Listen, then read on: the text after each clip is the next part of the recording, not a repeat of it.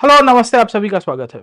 आपने रिसेंटली देखा होगा कि भारत के प्राइम मिनिस्टर मोदी जी हमारे chief justice of India Chandrachud साहब के घर पे जाते हैं और गणपति की पूजा करते हैं। इस मुद्दे के ऊपर काफी चर्चा हुई कि क्या भारत में सेपरेशन ऑफ पावर एग्जीक्यूटिव और जुडिशरी के बीच में किस तरह के रिलेशंस रहेंगे। खैर, उस मुद्दा के ऊपर मैं नहीं जानना चाहूंगा कि भाई सेपरेशन ऑफ पावर की चर्चा कहाँ पे होनी चाहिए, पर आज हम लोग बात करेंगे हिस्टोरिकल डिस्कशंस के अंदर इस नए सेटअप के साथ समझने की कोशिश करेंगे कि इंडियन हिस्ट्री में, खास करके इंडियन नेशनल मूवमेंट में, ये जो गणपति का जो त्योहार हम लोग सेलिब्रेट करते हैं 10 दिन तक विघ्नहर्ता, यानी कि गणेश जी की जो पूजा अर्चना की जाती है हर्षो उल्लास के साथ, और पूरे देश भर के लोग एक बॉन्डिंग और कम्युनिटी गैदरिंग्स में इकट्ठे होते हैं, पंडालों में जाते हैं।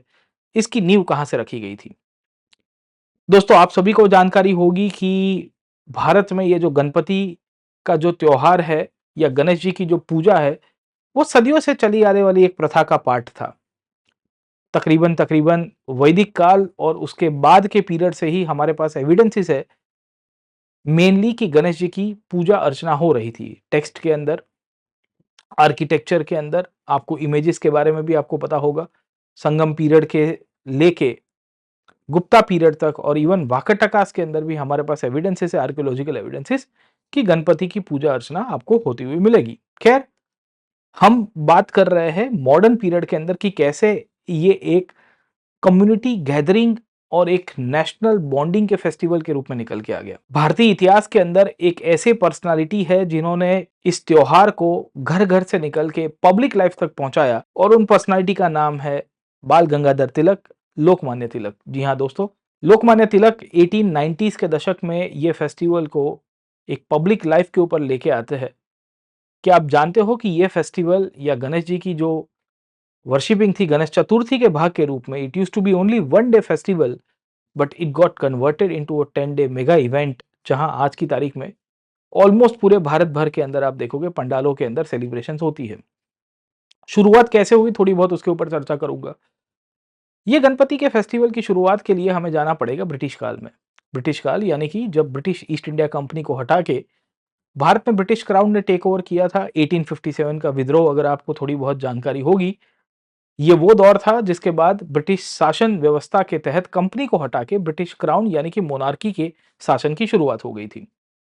इस शासन के भाग के रूप में 1857 के विद्रोह में यह कहा गया कि मुसलमान यानी कि मुस्लिम्स जो है वो सबसे बड़े दोषी करार है, क्योंकि इन्होंने ही ये विद्रोह को प्लान किया। खैर, रियलिटी ये नहीं थी। Hindus and Muslims both were participating.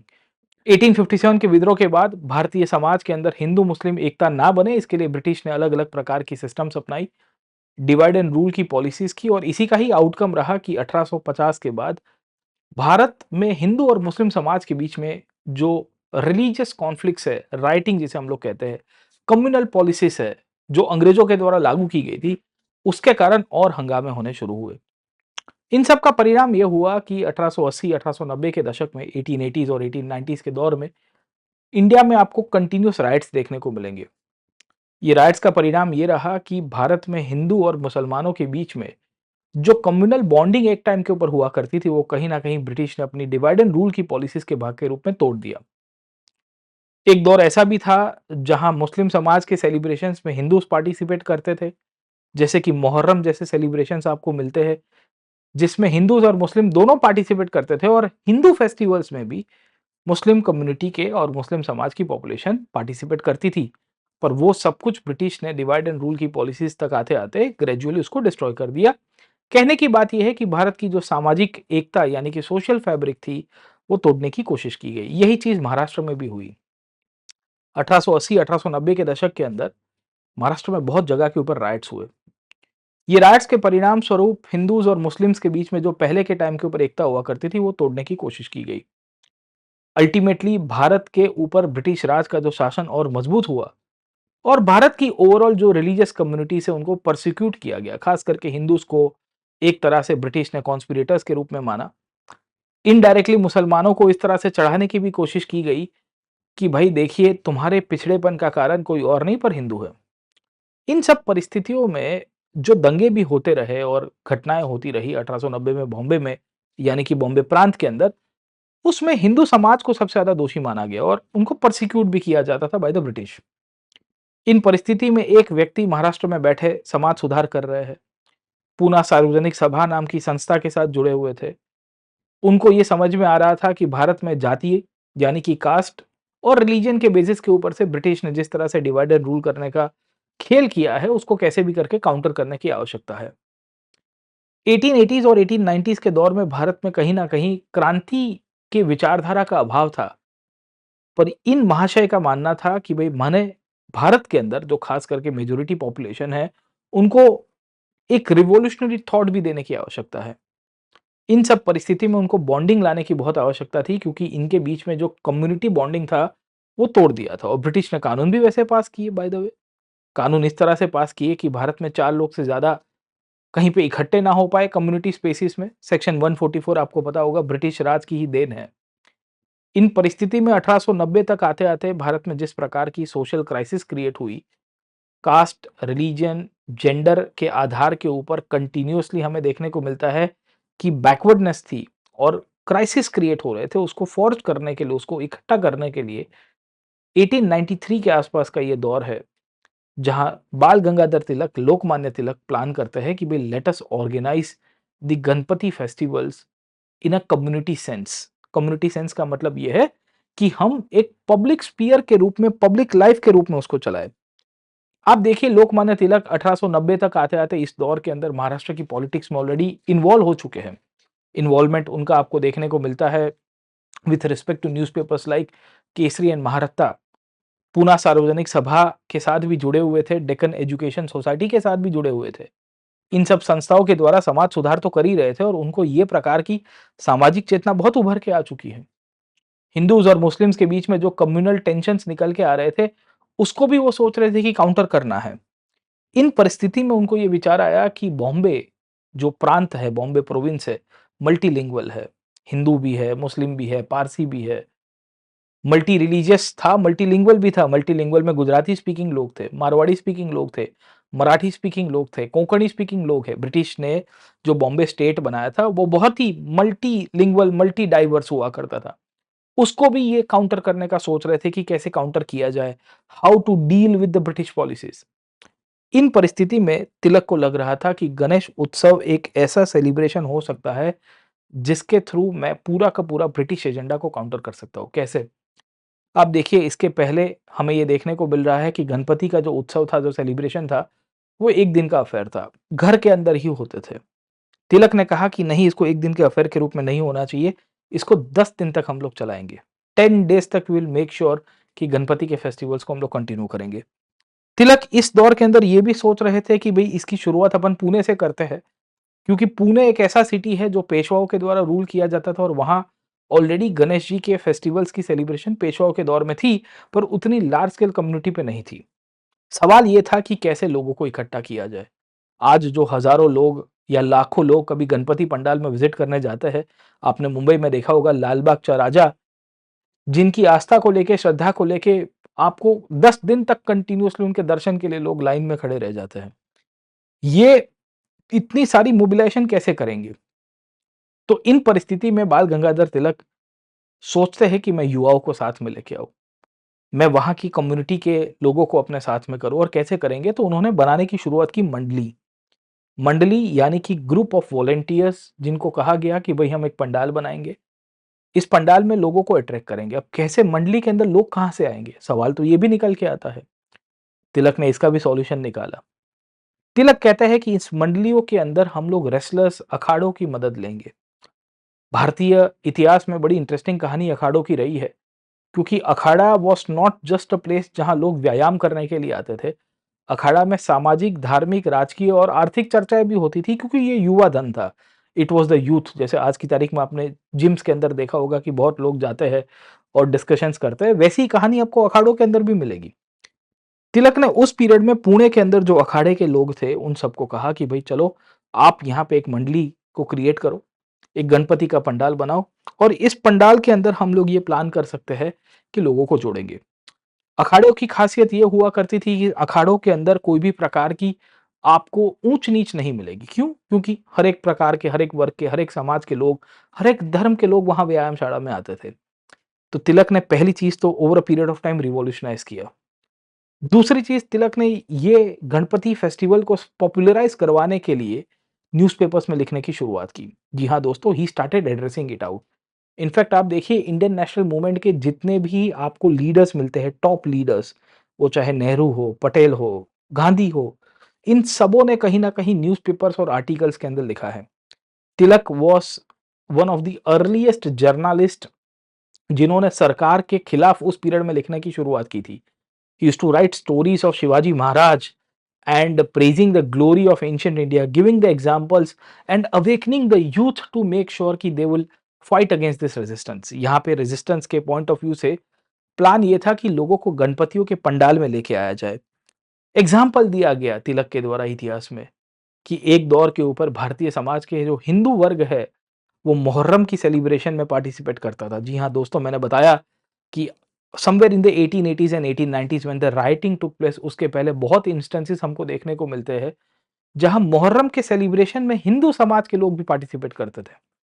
Muharram जो मूलतः से आप देखोगे तो शिया कम्युनिटी के द्वारा इस्लाम के अंदर एक इवेंट को सेलिब्रेट किया जाता है, जो करबला की लड़ाई को और उसमें हजरत अली की शहादत को दर्शाते हैं, उसको रिकॉल करते हैं। ये मुहर्रम की जो प्रोसेशन होती थी उसमें हिंदूज पार्टिसिपेट करते थे, तो तिलक ने मुसलमानों को आह्वान दिया और कहा कि भाई देखो, एक टाइम के ऊपर जब हिंदू मुहर्रम की प्रोसेशन में सेलिब्रेशन में पार्टिसिपेट हो सकते हैं, तो आप भी हमारे गणेश फेस्टिवल के अंदर आइए, गणपति उत्सव के अंदर आइए, पंडालों में आइए और हम आपको आह्वान देते हैं, हम आपको वेलकम करते हैं कि आप जुड़िए, तो ये ठीक रहेगा। सवाल ये था कि तिलक चाहते थे कि गणपति फेस्टिवल कोई एक दिन का प्रसंग के रूप में कन्वर्ट ना हो जाए, क्योंकि औलिये से है कि भई जो प्रथा चलती आ रही थी, जो कन्वेंशन चलते आ रहे थे, जो ट्रेडिशंस चलते आ रहे थे, उसमें तो ऐसा ही था कि गणेश जी की जो उत्सव है, गणेश जी की जो वर्शिपिंग है, वो एक दिन के प्रथा के रूप में थी, गणेश चतुर्थी के रूप में उसको सेलिब्रेट किया जाता था। तिलक चाहते थे कि इसको एक पूरा का पूरा कंटिन्यूअस अफेयर बनाया जाए। गणेश जी का विसर्जन हो रहा था पर बहुत ही स्मॉल स्केल के ऊपर। तिलक ने कहा कि एक पंडाल बनाते हैं। पंडाल के अंदर हम लोग 10 दिन तक वो उत्सव को सेलिब्रेट करेंगे, जिसे गणेश उत्सव के रूप में कहा गया। कहा गया कि भई गणपति जी की प्राण प्रतिष्ठा यानी कि उनकी प्रतिष्ठा जब से लगती है मूर्ति और जब से लेके उनकी मूर्ति का विसर्जन नहीं होगा, तब तक 10 डेज़ तक हम लोग कंटिन्यूअसली सोशल गैदरिंग और बॉन्डिंग करेंगे। आप देखिए कि ये वो दौर है जहाँ ब्रिटिश कुछ लोगों को मिलने तक नहीं दे रहे थे। इस दौर में तिलक महाराज ये कह रहे हैं कि भई हम 10 दिन तक लोगों को इकट्ठा कराएँगे। अब ब्रिटिश अगर धार्मिक मुद्दे को लेके अगर ऑब्स्ट्रक्शन उठाएँगे और लोगों को मना करेंगे मिलने के लिए, तो देयर इज़ एवरी पॉसिबिलिटी कि इसमें बदनाम कौन होंगे? ब्रिटिश। तिलक को ये चीज़ बहुत पहले से पसंद थी और ये चीज़ पता भी थी कि इस आधार के ऊपर अगर मैं कम्युनिटी मोबिलाइज़ करने की कोशिश करूँगा, तो ब्रिटिश मेरे अगेंस्ट में कोई एक्शन नहीं ले पाएँगे और वही हुआ दोस्तों। तिलक ने पूरा का पूरा एक सिस्टम निकाला। उन्होंने कहा कि एक पंडाल बनेगा, प्राण प्रतिष्ठा होगी और प्रतिष्ठा से लेके विसर्जन तक 10 डेज़ तक कंटिन्यूअसली हम लोग सेलिब्रेशन करेंगे। म्यूज़िक एंड डांस के थ्रू, पोएम्स के थ्रू, लिटरेचर के थ्रू, स्पीच के थ्रू और इन पंडालों के अंदर हम लोग राष्ट्र भावना भी जगाएँगे। इन पंडालों के अंदर हम भारतीयों को शिक्षा भी देंगे। इन पंडालों के अंदर हम लोग समाज सुधार भी करेंगे। अब आप पूछोगे कि मास्टर समाज सुधार कैसे हो सकता है इस परिस्थिति में? तो आप देखिए कि तिलक एक ऐसे व्यक्ति थे जो चाहते थे कि छुआछूत यानी कि अनटचेबिलिटी नाम की जो प्रथा है वो भी टूटनी चाहिए। और तिलक को ये चीज़ पसंद थी कि भई ये चीज़ अगर मैं गणपति जी का जो पंडाल है, जो उत्सव है, उसको अगर मैं रास्ते में लेके आता हूँ, क्योंकि गणेश पंडाल आज की तारीख में भी देखिए तो कहाँ मिलेंगे? पब्लिक प्लेसेस के ऊपर। ऐसी कोई आपको क्लोज़्ड स्पेस के अंदर नहीं मिलेंगे और इसी का ही परिणाम था, इसी का ही आउटकम था, जहाँ हमें ये पता चल रहा है कि तिलक के द्वारा ये गणपति पंडालों को रास्तों के ऊपर खड़ा किया गया सो दैट आते-जाते हर एक वर्ग के लिए खुले रहे। किसी के साथ कोई भी प्रकार का भेदभाव ना हो। कोई भी वर्ग का, कोई भी जाति का, कोई भी वर्ग का व्यक्ति हो, उसको अंदर पंडाल में आने-जाने के लिए, दर्शन देने के लिए उसको भी अपने ईश्वर, अपने इष्ट देव के साथ कनेक्टिविटी हो। तिलक का ये मानना था कि इस प्रकार के कार्य करने से मैं भारत के अधिक से अधिक लोगों के पास जुड़ पाऊँगा, खास करके बॉम्बे और उसने पे पुणे और उसके आजू-बाजू वाले रीजन्स में करने की शुरुआत की। और इसके लिए तिलक ने शब्द का उपयोग किया सार्वजनिक गणेशोत्सव। आप देखिए the term that Tilak used was called as Sarvajanik Ganeshotsav. अब आपको ये सवाल आना चाहिए कि what do you mean by Sarvajanik? Sarvajanik का मतलब ये है कि it is open to all, it is public Ganeshotsav. एक बॉडी के रूप में, एक संस्था के रूप में तिलक ये कह रहे हैं कि हम कोई भी प्रकार का भेदभाव नहीं करेंगे, हम सबके लिए ओपन कर रहे हैं। इस गणेशोत्सव के पंडालों में 10 दिन तक क्या चर्चा होती थी? राष्ट्रवाद की चर्चा हो रही है, राष्ट्रीय शिक्षा की चर्चा हो रही है, स्वदेशी की चर्चा हो रही है। समाज सुधार के बेसिस के ऊपर से अगर आप देखोगे तो तिलक कह रहे थे कि हमें विदेशी वस्तुओं का बहिष्कार करना चाहिए और भारतीय वस्तुओं को अपनाना चाहिए। उस टाइम पे नशाखोरी यानी कि अल्कोहलिज्म एक बहुत बड़ा दूषण था भारतीय समाज में। भारत के हजारों, लाखों, करोड़ों लोग ब्रिटिश काल के या ब्रिटिश सरकार के द्वारा बेचने वाली जो अल्कोहल है उसके ऐदी बन चुके थे। तिलक ने कहा उसका हम लोग विरोध करेंगे। We will boycott this part. इस गणेश पंडालों के द्वारा स्पोर्ट्स एक्टिविटीज को बढ़ावा दिया गया। तिलक ने कहा कि हम यहाँ खेल कूद करेंगे, हम ट्रेडिशनल म्यूजिक को बढ़ावा देंगे, हम यहाँ म्यूजिशियंस को बुलाएंगे, आर्टिजन्स को बुलाएंगे, लीडर्स को बुलाएंगे, सो दैट यहाँ पे आके चर्चा हो। और इन बेसिस के ऊपर से तिलक ने गणपति फेस्टिवल की 1893-94 के बाद ये शुरुआत की। इंटरेस्टिंगली तिलक चाहते थे कि इसमें अधिक से अधिक महाराष्ट्र के अंदर और ग्रेजुअली पूरे भारत के लोग जुड़े। शायद इसी का ही परिणाम था जहां हमें ये देखने को मिलता है कि तिलक 1894 के बाद प्रिसाइसली 1896 तक आते-आते इसको और आगे मॉडिफाई करते हैं और मॉडिफिकेशन था with respect to the Shivaji festival. जी हाँ दोस्तों, हर साल शिवाजी जयंती महाराष्ट्र के अंदर बहुत ही जोरों-शोरों से सेलिब्रेट होती है। तिलक महाराज ने कहा कि भई देखो, हम तो ये मैसेज देना चाहते हैं कि शिवाजी महाराज हो या गणपति, वो भारतीय है और वो भारत के सब लोगों के लिए एक है। यहाँ हिंदू, मुसलमान, पारसी, सिख, क्रिस्ती कोई भी व्यक्ति हो, वो सब के सब इस फेस्टिवल्स, इस सेलिब्रेशंस का पार्ट बन सकते हैं। और शायद इसी का ही परिणाम था कि 1897 तक आते-आते शिवाजी महाराज की जयंती और गणेश उत्सव का मिक्सचर करते हुए तिलक ने राष्ट्रवाद को एक नई तरह से दिशा दिखाने की शुरुआत की। 1890 के बाद ग्रेजुअली हमें ये पता चल रहा है कि ये गणपति फेस्टिवल्स के द्वारा भारत के अंदर ब्रिटिश रूल की सच्चाई को दर्शाया गया। राष्ट्रवाद को बढ़ाने की कोशिश की जाती है। ब्रिटिश की जो डिवाइड एंड रूल की जो पॉलिसीज़ थी उसको काउंटर किया जाता है और एक प्लेटफ़ॉर्म क्रिएट किया जहाँ एक यूनिटी दिखाने की कोशिश की जाती है भारतीय समाज के पॉइंट ऑफ व्यू से। कहानी ये भी थी कि 1890s और 1900 तक आते-आते तिलक की ये जो फेस्टिवल्स थे और इसकी जो प्रोसेशंस थी उसकी असर दिखनी शुरू हो गई। तिलक 1905 तक आते-आते भारत के राष्ट्रीय फलक के ऊपर छा जाते हैं, नेशनल मूवमेंट के पीक के ऊपर छा जाते हैं। कांग्रेस के अंदर उस टाइम पे 2 वर्ग बन चुके थे, एक था मॉडरेट और दूसरा था एक्सट्रीमिस्ट वर्ग। और इन एक्सट्रीमिस्ट लीडरशिप में लाला लाजपत राय, बाल गंगाधर तिलक, बिपिन चंद्र पाल जैसे आपको लोग देखने को मिलते हैं, औरोबिंदो घोष जैसे लोग देखने को मिलते हैं। इसमें तिलक एक प्रोमिनेंट लीडर के रूप में उभर के आएँगे। कहने की बात ये है मेरी दोस्तों कि 1905-6 तक आते-आते ये गणपति फेस्टिवल्स ही थे जिसने भारत के अंदर एंटी पार्टीशन मूवमेंट को भी जन्म दिया। जी हाँ दोस्तों, महाराष्ट्र के अंदर स्वदेशी मूवमेंट का जो नींव रखा गया है, जो बंगाल के विभाजन के विरुद्ध में था। 1906 में आप सबको पता होगा कि बंगाल का पार्टीशन हुआ। ये बंगाल के पार्टीशन के विरुद्ध में पूरे भारत में एक मूवमेंट हुआ था जिसे हम लोग कहते हैं स्वदेशी मूवमेंट। इस स्वदेशी मूवमेंट को कहीं न कहीं बॉम्बे के अंदर पॉपुलराइज़ कराने का जो श्रेय है वो तिलक महाराज को जाता है। और ये वही तिलक जी है, जिन्होंने स्वदेशी मूवमेंट के अंदर पूरा का पूरा जो आधार है और उसका जो गोल है वो बदल दिया। कांग्रेस 1906 के अंदर 4 पॉइंट एजेंडा क्लियर करती है और 1906 के बनारस सेशन के अंदर over a period of time या 1906 के कलकत्ता सेशन के अंदर कांग्रेस की लीडरशिप दादा भाई नौरोजी की अध्यक्षता में स्वराज, स्वदेशी, बॉयकॉट और नेशनल एजुकेशन जैसे मुद्दों को स्वीकारेगी और कहेगी कि अब हमारा गोल कोई और नहीं पर स्वराज है। तिलक इसी के बाद ग्रेजुअली स्वराज की भी प्रीचिंग कर रहे थे और 1906 के बाद यही फेस्टिवल्स की सेलिब्रेशन अगर आप देखने की कोशिश करिए तो इंडियन नेशनल मूवमेंट में एक पूरा का पूरा काउंटर फोर्स क्रिएट करती है और कम्युनिटी मोबिलाइजेशन को एक नई डायरेक्शन दिखाने की कोशिश करेगी। अब आप देखने की कोशिश करिए कि जब तिलक इतना सारा कार्य कर रहे थे, तो क्या आपको ये नहीं लगता है कि तिलक के सामने भी कुछ फोर्सेस होंगे? क्या आपको ये नहीं लगता है कि सरकार भी उनके ऊपर सवाल उठाने की कोशिश करेगी? क्या आपको ये नहीं लगता है कि कोई ना कोई तिलक के विरुद्ध में भी रिएक्शन देंगे? और हुआ भी ज़रूर से। तिलक की ये जो पूरी की पूरी गणपति फेस्टिवल, शिवाजी महाराज की जो जयंती की सेलिब्रेशंस और कांग्रेस के अंदर जो एक्सट्रीम अप्रोच था, वो कांग्रेस की लीडरशिप को ही पसंद नहीं आया। शायद इसी का ही परिणाम था कि 1907 तक आते-आते सूरत के अंदर कांग्रेस की स्प्लिट हो गई, जिसे हम लोग कहते हैं सूरत स्प्लिट। बड़ी दुखद घटना थी, पर इसमें तिलक को बोलने भी नहीं दिया गया था, उनको अध्यक्ष भी नहीं बनने दिया था और इसके बाद हमें ये पता चल रहा है कि सरकार के द्वारा तिलक के ऊपर एक्शंस लिए गए।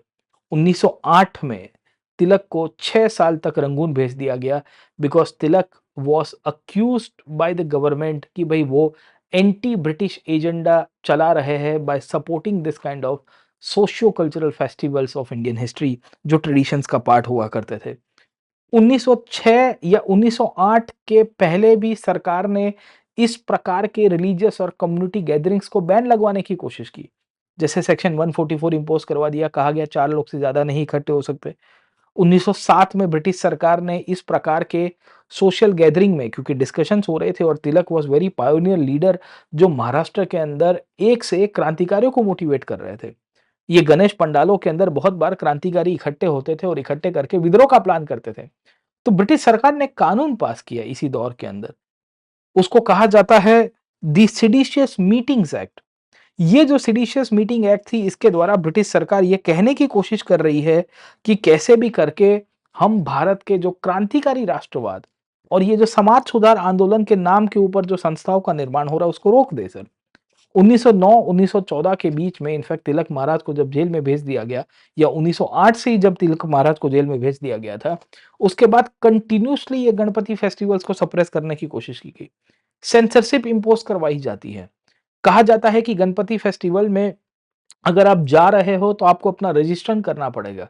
आपको रजिस्ट्रेशन करवा के आपका नाम क्या है, आप कहाँ से बिलॉन्ग करते हो, आपकी प्लेस ऑफ बर्थ क्या है, आपकी सरनेम क्या है, आप किस कम्युनिटी से हो, वहाँ तक की डिटेल ब्रिटिश लेने की शुरुआत करती है। वहाँ पे बोला जाता है कि आप फलाने प्रकार का लिटरेचर नहीं लिख सकते। गणपति फेस्टिवल्स में बहुत सारा म्यूज़िक और डांस के साथ कल्चरल रिवाइवल होने की कोशिश की गई, पर इसको भी विल सी कि ब्रिटिश ने बैन लगवाने की कोशिश की, कहा कि नहीं हो सकता। उस पीरियड में 1908 में जब तिलक को रंगून भेजा गया, मंडले के अंदर भेजा जाता है बर्मा की जेल में, तब तिलक की जय बोली जा रही थी और जय शिवाजी, जय बाल गंगाधर तिलक जब लोग कहते थे, तो उसके ऊपर भी बैन लगवाया गया और फाइन लगाया गया। साहब 1909 के अंदर यही गणपति फेस्टिवल के पंडाल के अंदर जब भारत के राष्ट्रवादी लोग जय शिवाजी और जय तिलक का नाम देते थे, तो उनके ऊपर 400 रुपए का फाइन था। आप सोच सकते हो, आज से 120 साल पहले या आज से 115 साल पहले एक स्लोगन देने के ऊपर आपके ऊपर 400 रुपए, उस टाइम पे 400 रुपए भारत की पर कैपिटा इनकम भी नहीं हुआ करती थी शायद तक। और इन परिस्थिति में ब्रिटिश यहाँ पे इस प्रकार का टैक्सेस लागू करवा रहे थे। इनडायरेक्टली हमें ये पता चल रहा है कि ब्रिटिश का प्लान ये था कि भारत में कोई भी प्रकार के ये सोशियो कल्चरल फेस्टिवल्स की जो सेलिब्रेशन है, उसको रोका जाए। अब रोकने के पीछे का कारण क्या था? क्योंकि ब्रिटिश को डर था कि ये जो जितने भी सामाजिक सांस्कृतिक त्योहार जिस प्रकार से सेलिब्रेट किए जा रहे हैं, वो कहीं न कहीं ब्रिटिश सरकार को पूरी तरह से फाउंडेशन से हिला रहे हैं। शायद इसी का ही परिणाम था। 1910 तक आते-आते वैलेंटिनो चिरोल नाम के एक व्यक्ति है, इन्होंने 1910 के बाद एक किताब लिखी थी द इंडियन अनरेस्ट। इस किताब के अंदर तिलक को कहा जाता है the father of Indian unrest. Valentino Chirol लिखते हैं कि भारत के अंदर ये जो दक्कन में राष्ट्रवाद निकल के आया है, इस राष्ट्रवाद के पीछे कहीं न कहीं जो हिंदू कम्युनिटी को मोबिलाइज़ करके और भारत में एक यूनिटी बनाने की कोशिश की जा रही है, उसमें तिलक जैसे खिलाड़ियों का बहुत बड़ा योगदान है। यही वैलेंटिनो चिरोल इस पीरियड के अंदर अगर आप देखोगे, तो तिलक को कहते हैं father of Indian unrest.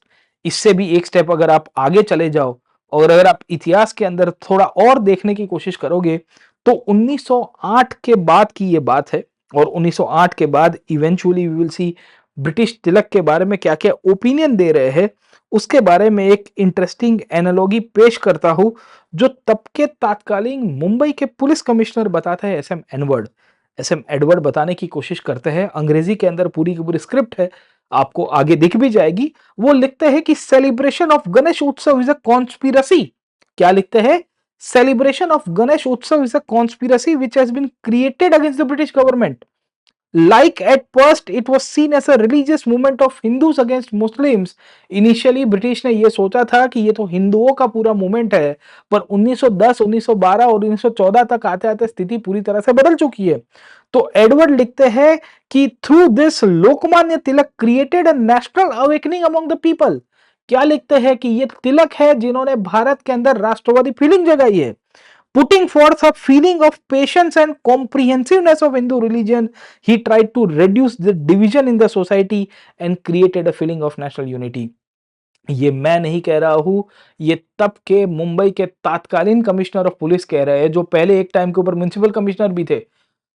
Edward एक ऐसे व्यक्ति है जो मुंबई में दो पोजीशन के ऊपर रह चुके हैं, आईसीएस अधिकारी थे और उनको पुलिस का हवाला दिया गया था लेटर पीरियड में। वो लिखते हैं कि he made this concept acceptable to the society by taking the help from the Hindu religious institutions like Arya Samaj, Ramakrishna Math and many other organization, eventually forging the Indian unity. ये मैं नहीं कह रहा हूं, ये ब्रिटिश अधिकारी इस पीरियड के अंदर कह रहा था। आप सोच सकते हो कि ब्रिटेन की सरकार उस पीरियड में तिलक को लेके कितनी खफा हो गई थी कि ये व्यक्ति को हमने जेल में डाला है, उसके बावजूद भी ये चीजें हुई।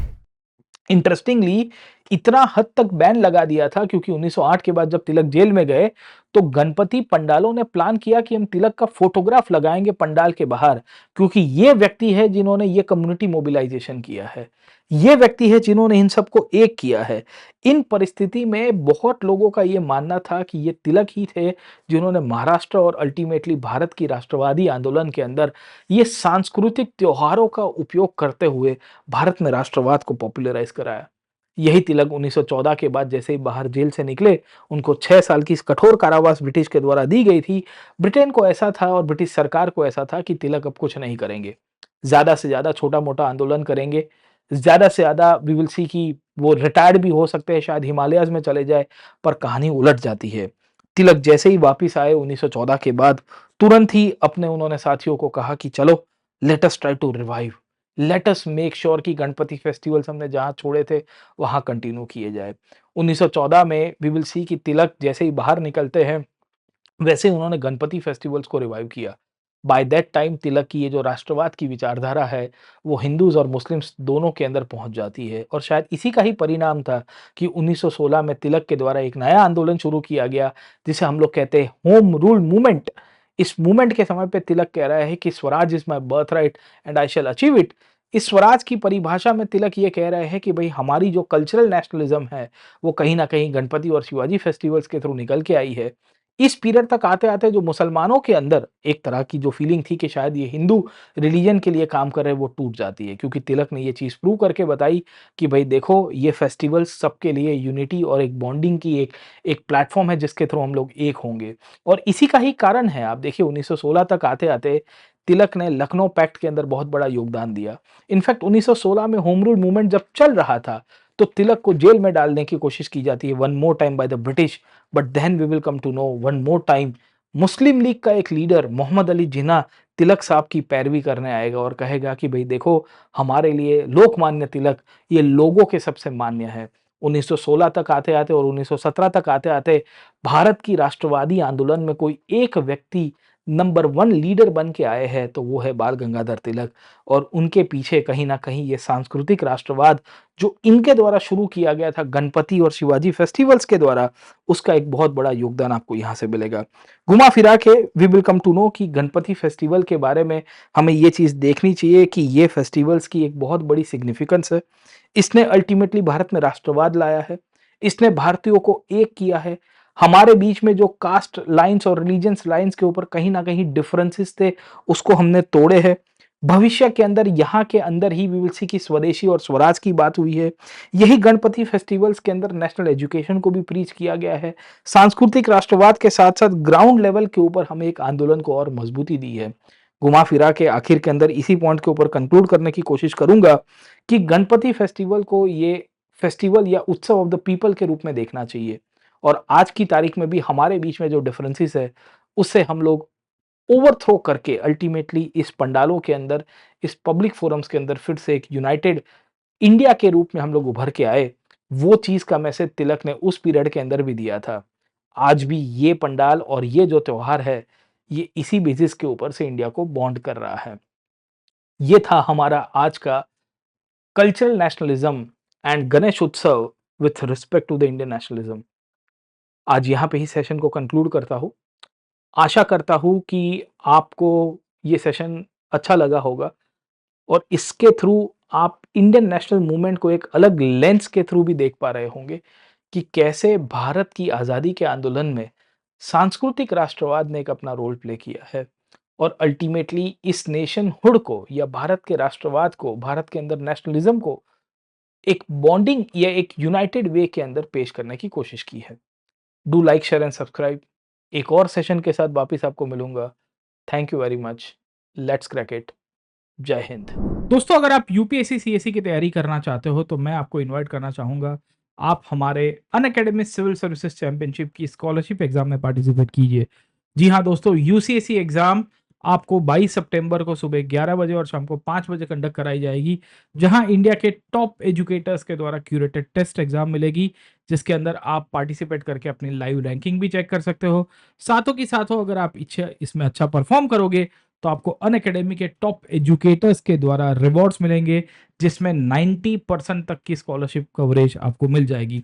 जी हाँ दोस्तों, आपकी यूपीएससी तैयारी को आसान बनाने के लिए ये टेस्ट हमने कंडक्ट किया है। खैर, इसके सिवाय आप हमारे सब्सक्रिप्शन के अंदर भी जुड़ सकते हो। टॉप क्लासेस के अंदर आप पार्टिसिपेट कर सकते हो, जहां इंडिया के टॉप एजुकेटर्स अपने subject experts, history, polity, geography, CSAT, economy जैसे विषयों को कंडक्ट करवाने वाले टॉप एजुकेटर्स आपको यहाँ पे कवर कराएंगे अपनी फाउंडेशन को। जी हाँ दोस्तों, जीएस सी सेट टेस्ट सीरीज का कॉम्प्रिहेंसिव कवरेज आपको 29,999 के अंदर कवर किया जा रहा है। आप ये कोड यूज करना ना भूलिएगा, पी एन लाइव। अभी 50% डिस्काउंट भी चल रही है। P N live code use करिए, डिस्क्रिप्शन बॉक्स के अंदर आपको डिटेल मिल जाएगी। 2026 के लिए हमने बैच शुरू की है। 27 और 25 की बैचेस भी हमारी शुरू हो चुकी है।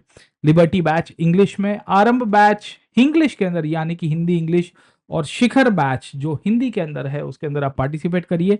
ये कोड यूज करना ना भूलेगा, P N live. While taking subscription आपको मैक्सिमम डिस्काउंट मिलेगा। मैं ऑप्शनल करवाता हूँ, हिस्ट्री ऑप्शनल, जहां कॉम्प्रिहेंसिवली हिस्ट्री ऑप्शनल की तैयारी मेरे द्वारा और मेरे साथी educators sociology, public administration, anthropology, geography, PSIR और भी विषयों का तैयारी कराएंगे। तो देर किस बात की है दोस्तों, जुड़िए हमारे साथ। अनअकैडमी के ऊपर ये कोड पीएन लाइव यूज करना ना भूलेगा। Let's crack it.